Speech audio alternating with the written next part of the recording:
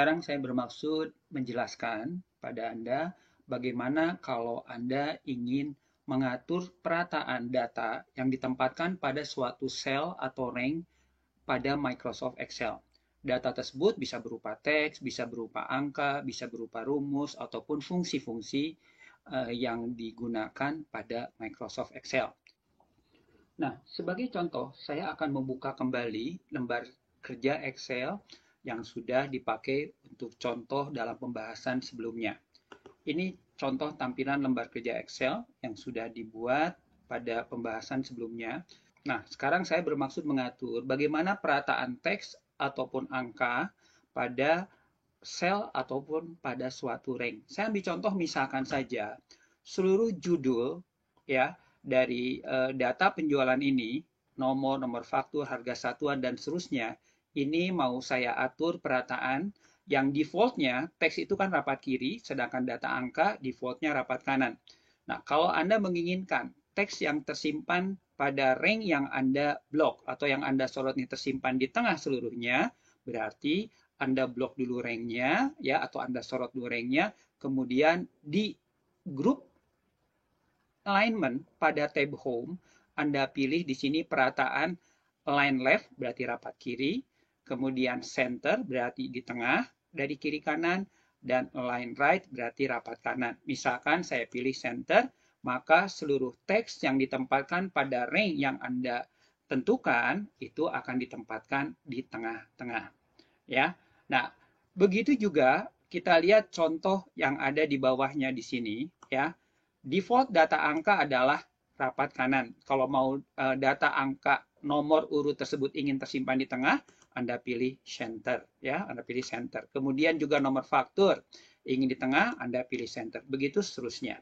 Nah, itu adalah untuk menggunakan align left, center dan align right.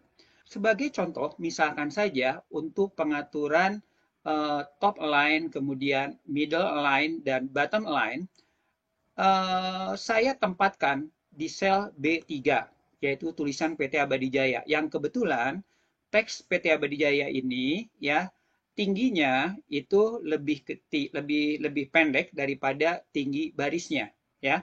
Nah, kalau ternyata teks yang ditempatkan atau angka yang ditempatkan dalam suatu sel atau rank tersebut lebih pendek atau lebih kecil dari tinggi barisnya, Anda dapat mengatur perataan top ya, kemudian middle dan perataan bottom bawah. Jadi kalau saya pilih di sini top align, dia akan rata atas ya, nempel ke atas. Kalau middle align berarti di tengah-tengah dari tinggi baris. Kemudian kalau bottom align ditempatkan di bawah dari tinggi baris ya. Nah, itu adalah contoh pengaturan top align, middle align dan bottom align. Kalau yang tadi, yang ini adalah contoh pengaturan, yang ini adalah contoh pengaturan left align, center align dan right align ya. Oke. Ini saya perkecil lagi. Nah, sekarang kita lanjut ke berikutnya.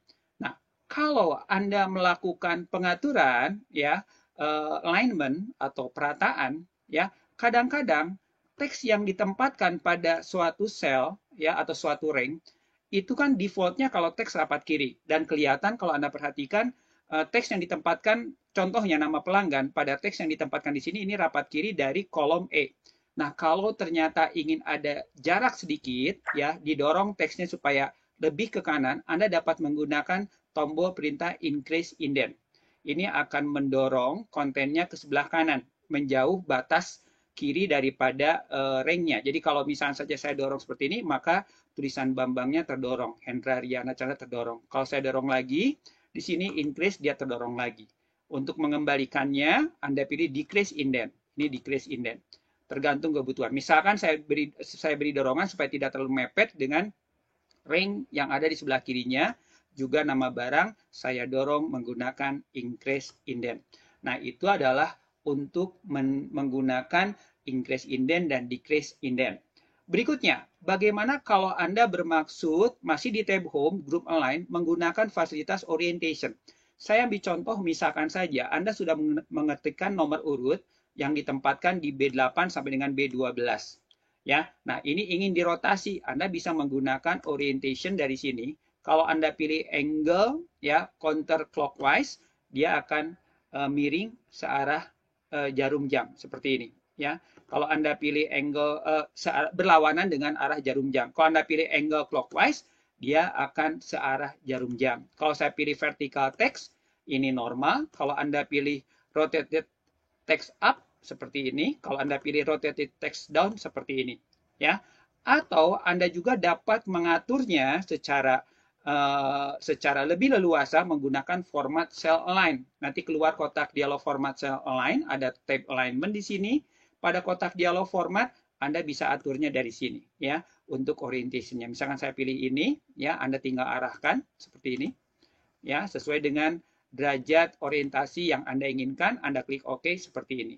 Saya kembalikan ke posisi semula dengan pilihan di sini vertical text. Nah, itu contoh penggunaan orientation. Nah, sekarang berikutnya, bagaimana kalau misalkan Anda mau menggabungkan sel, ya, beberapa sel atau ring menjadi satu sel. Saya ambil contoh misalkan saja, tulisan nomor ini diletakkannya di sel B5. Sedangkan di bawahnya B6 kosong. Nah, saya mau gabungkan saja sel B5 dengan B6. Jadi saya sorot sel B5 dan B6. Ini mau saya gabungkan menjadi satu sel. Nah, Anda gunakan di group alignment, ya, di tab home, Anda pilih di sini pilihan merge Anda pilih merge cell. Dengan dipilih merge cell, maka dua sel yang sedang Anda sorot B5 dan B6 digabungkan menjadi satu sel. Anda pilih merge cell, maka dia akan digabungkan. Nah, kebetulan sudah dipilih center alignment dan middle alignment, sehingga nomornya tepat di tengah-tengah antara B5 dan B6.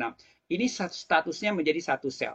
Ya, begitu juga tanggal. Anda sorot di sini D5 dan D6, kemudian Anda pilih merge cell. Maka di sini D5 dan D6 akan digabungkan. Nah, itu adalah contoh menggabungkan suatu ring atau beberapa sel menjadi satu sel tertentu. Nah, berikutnya, bagaimana kalau misalkan data penjualan tersimpan di sel B2? Data penjualan ini mau saya gabungkan selnya menjadi B2 sampai dengan H2, ini digabungkan menjadi satu sel. Jadi ring dari sel B2 sampai dengan H2, ring dari B2 sampai H2 mau digabungkan menjadi satu sel dan disimpan di tengah. Anda pilih merge, digabungkan selnya, dan disimpan di tengah, merge center. Maka dia tersimpan di tengah-tengah. Jadi, kalaupun ini Anda mau diperbesar sebagaimanapun, tetap saja data penjualan akan berada di tengah-tengah sel B2 sampai dengan H2. Ya. Begitu juga PT Abadi Jaya, Anda sorotkan seperti ini, kemudian Anda pilih merge center, maka dia akan berada di tengah-tengah sel hasil penggabungan. Itu penggunaan merge center. Berikutnya, kalau Anda mengetikkan teks yang panjang, maka teks yang Anda ketikkan dalam suatu sel tersebut, kalau teksnya terlalu panjang, maka akan terpotong kalau di sebelah kanannya terisi data. Saya ambil contoh misalkan saja di posisi MP3 player di sini. Saya ketikkan misalnya saja tipe, ya, 560Z, misalkan saja merek, misalkan saja XYZ, ya, XYZ misalkan saja. Ketika di enter, maka tulisan MP3 player, ya, tipe 560Z merek XYZ ini akan terpotong. Kenapa? Karena ada jumlah unit di sebelah kanannya. Nah, kalau Anda menginginkan tulisan yang panjang, terutama teks yang ditempatkan dalam satu sel, bisa tampil semua tanpa terpotong dengan sel atau ring yang ada di kanannya, Anda pilih wrap text. Dengan dipilih wrap text, maka kalau Anda perhatikan tulisan MP3 player tipe 560Z merek XYZ-nya akan ditampilkan seluruhnya dan dia akan terdorong ke bawah. Jadi kalaupun Anda mengetikkan di sini misalkan saja tambahan teks di sini, saya tambahkan tahun 2020, enter, maka tetap akan masuk seluruhnya dalam satu sel di sini. Ya, nah itu contoh bagaimana kalau Anda menggunakan pengaturan agar sel yang ditempatkan atau teks yang ditempatkan dalam suatu sel itu teksnya tetap dapat terlihat, tidak terpotong dengan teks yang ada di kanannya. Oke, prop teksnya saya batalkan. Ini saya hapus kembali, cukup MP3 player. Nah, itu untuk mengatur bagaimana perataan penempatan data, baik itu berupa teks maupun angka, ataupun nanti rumus dan fungsi pada sel atau ring di Microsoft Excel. Jelas?